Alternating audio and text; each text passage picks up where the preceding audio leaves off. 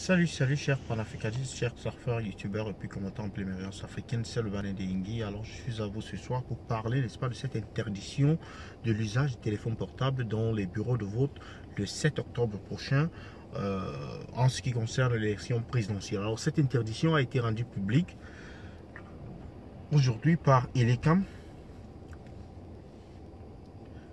Mais alors, on s'interroge sur la portée ou alors sur le but ou les intentions qui entourent cette interdiction. Évidemment, si vous êtes du côté du parti au pouvoir, c'est-à-dire du RDPC, cela passera dans votre esprit comme une chose normale, me paraît-il. Mais alors, si vous êtes de l'opposition ou alors un candidat, ou un cercle de personnes neutres, vous penserez qu'il y a, n'est-ce pas, lieu de se poser beaucoup de questions. Alors, voici une réaction venant d'un internaute qui a publié, qui a fait une publication à ce sujet. Ils disent, je cite, réaction. Pour la première fois depuis 2004, les téléphones portables viennent de faire l'objet d'une interdiction d'utilisation le jour du scrutin par Elecam. Par cet acte ignoble, cet organe censé être neutre et impartial a décidé de jouer avec les nerfs des Camerounais en jetant de l'huile sur le feu. Sur la base de quel fondement juridique peut-elle s'appuyer pour prendre une telle décision liberticide en tout point de vue? Cette décision est anticonstitutionnelle à partir du moment où notre loi fondamentale garantit le droit à l'information. Elle viole également de façon flagrante les différents traités internationaux ratifiés par le Cameroun relatifs à l'accès à l'information. Cette décision digne de l'époque de Mathusalem est une provocation de trop.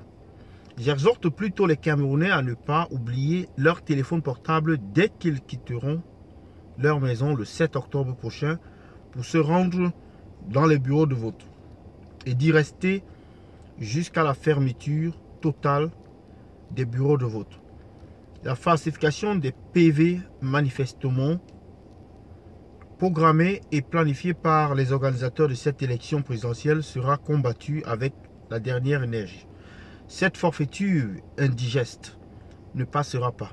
Un citoyen bien informé a le devoir et l'obligation de désobéir à un ordre injuste. Tous aux urnes avec nos téléphones portables. Fait à Douala le 27 septembre 2018, honorable Jean-Michel Nietzsche, député de la Nation. Alors, c'est comme vous le voyez là, et comme je le découvre également, c'est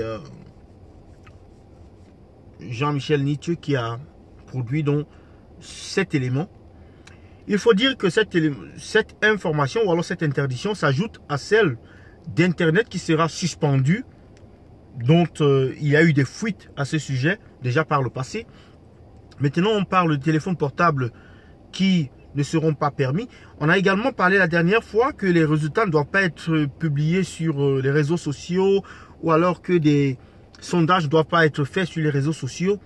Donc c'est autant d'interdictions et on se demande, mais finalement,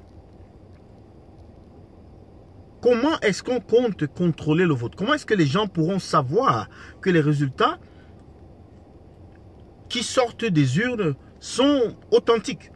Si ces instruments qui sont attaqués par Elecam, qui bizarrement se retrouvent en train de faire le travail du parti au pouvoir, ou bizarrement on dirait pour certains, mais normalement pour d'autres, parce que Elecam c'est déjà le RDPC. Donc ça ne devrait pas surprendre beaucoup de personnes.